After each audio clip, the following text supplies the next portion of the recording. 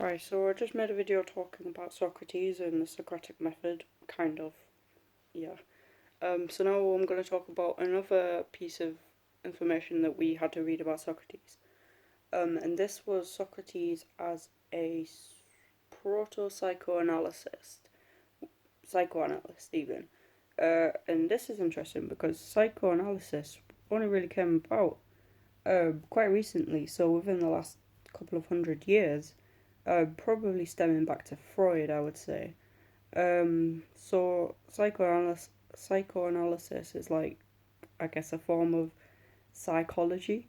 So it's it's assuming that there is a truth within our minds, um, about the world, whether that be subconscious or conscious, predominantly subconscious, and in psychoanalysis, there is a psychologist or a psychiatrist who or a psychoanalyst who would question the individual, about their beliefs on the world, about their perceptions of themselves, in the hopes of perhaps deriving truth.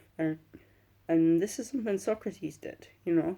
He would question people about their beliefs, because he believed that we were ignorant.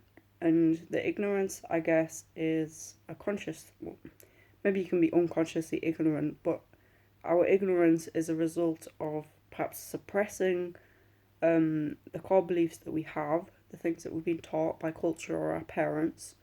It's by pushing those things to the back of our mind, consciously or unconsciously, and just going about our lives, without ever really paying any acknowledgement to these things, even though that they're true and real. So Socrates realized this, and he thought that perhaps we could bring these things out through the means of dialogue. And Socrates was interested in almost ethics, and I guess he introduced ethics into philosophy in some ways. And ethics is a form of practical philosophy, so it's guided by beliefs. So we have beliefs that perhaps we ought to do something, ought to act in a certain way, ought to be in a certain way, and then we have to apply these beliefs to our actions. So, say we believe it's wrong to murder, then what we do is, contrary of not murder or try to stop murder from occurring within society, then we could have the same belief that it's wrong to steal. And I guess those are negative beliefs, but we could also have positive beliefs. Sorry, my friend just sent me a message. We could also have positive beliefs, like it's right to do nice things for other people. And then we could question, well, what do we mean by nice things? Well, we could mean like doing good. What do we mean by good?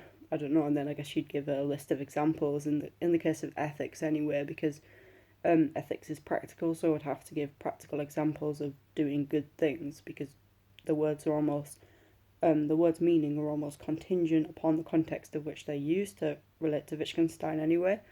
Um, so in the context of ethics, I guess we would say good is what is practically good in any given situation. So what is practically good in any given situation? I don't know, I'll try and think of some ethical things. So say if there's a homeless man on the street, perhaps a good thing to do would be to, spare him some change, go buy him a sandwich. Those would be, I guess, ethical things that perhaps you ought to do. And, I can't always do that, unfortunately, and I do feel guilty when I walk past a homeless person and they ask for change and I literally haven't got anything on me. Um, so guilt's an interesting thing as well in relationship to ethics, and how it perhaps guides us towards doing ethical things, because no one really likes to feel guilty. Okay, so let's think more about the subconscious. So, I'm going to try and figure out exactly what Socrates thought about the subconscious mind, and perhaps he didn't actually use the word subconscious, and perhaps he didn't even really use any words within the context of writing anywhere. Um, but, in Plato's accounts, I guess. So, right, so I'm probably going to repeat myself a little bit here just because I'm trying to figure things out. This isn't necessarily going to be the most informative video in the world. It's just going to be me thinking about the issues I feel like I have to think about. And also that I would like to want to think about, which part of me does, part of me doesn't, because I'm still a little bit all over the place with starting university. So I just want to try and get my head around this. So we have unconscious beliefs. Okay, so how does that relate to anything whatsoever? I feel like I've already explained that. We have unconscious beliefs which guide our actions. Right, so then I guess Socrates would say that these beliefs are in place and we have to question them. We have to think about them. We have to question perhaps the base for them. You know, the basis for believing in certain things which guide our actions in certain ways. Which is, I guess, something that he perceived that people don't necessarily always want to do.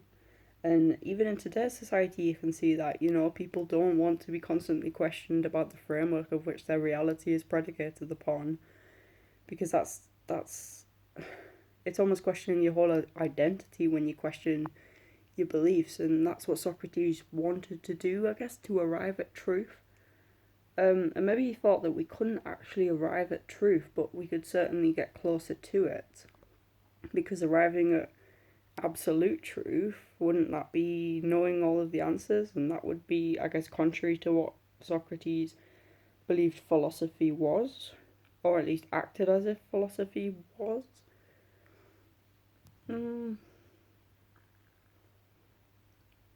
Okay, so I know that he put emphasis on dialogue as well, which is similar to what psychoanalysts do. They also talk to people in order to figure out what's going on in their mind. And when we figure out what's going on in our mind and we get that mental clarity, we can then change our actions and behaviours which are unhealthy and leading us away from the good life.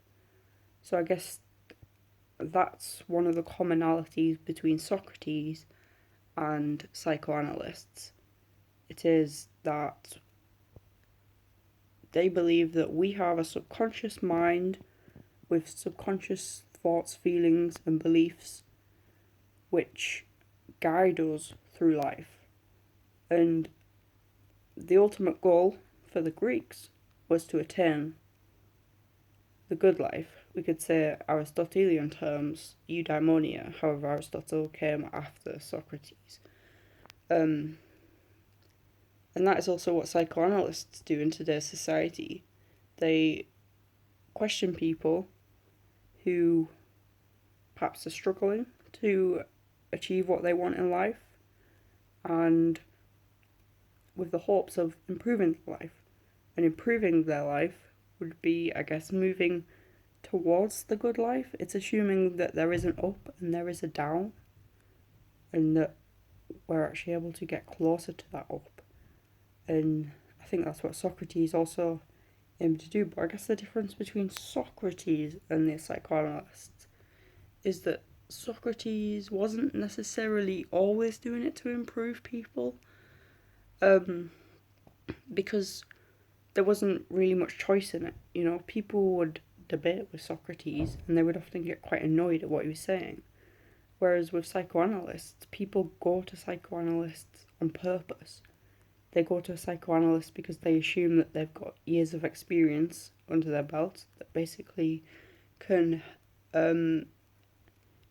gives them the authority to be able to provide answers to the questions about life and their own psyche that need to be answered, that they want to be answered, so they can be better. But with Socrates, he would just question people. And I don't know, maybe some people did find value in Socrates' teaching.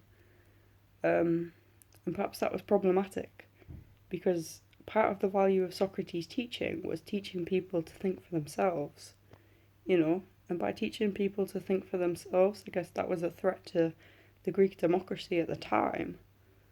Maybe.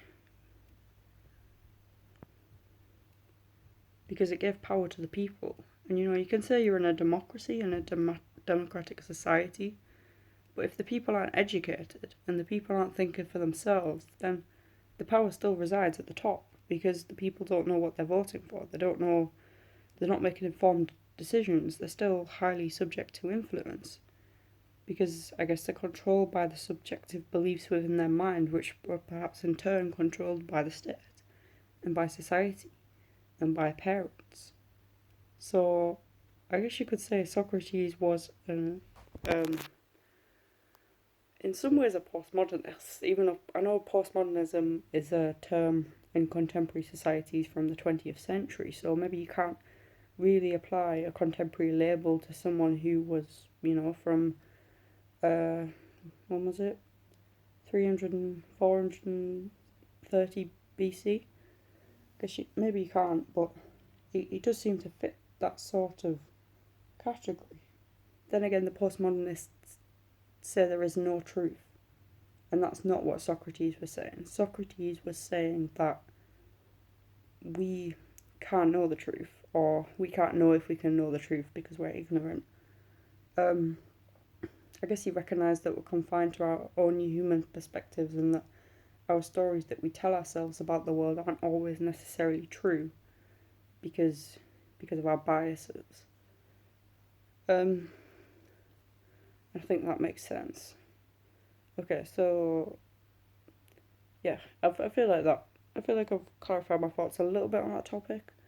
So I'm probably gonna go now. I do have a little bit of recording time left, but I don't think people want to watch really long videos. So yeah, so thank you for watching if you got this far.